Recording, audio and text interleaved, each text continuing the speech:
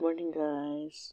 Ito po yung bird na nangitlog sa bintana ng alaga ko guys. So, laki ng anak niya oh.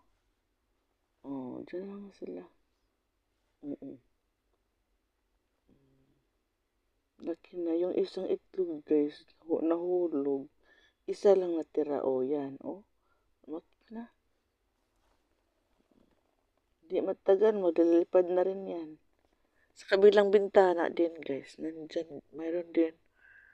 Dalawa yung doon sa kabila.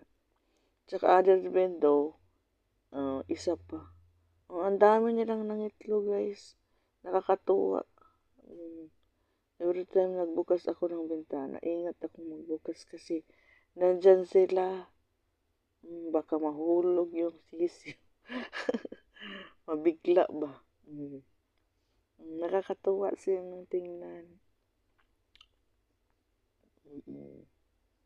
Palagi yung ganyan. No? Hindi naman nagagalit ng alaga ko. Sabi ko, patapusin mo na yan. Kailangan na makalipad na yan. Saka ako maglinisan yung nest nila.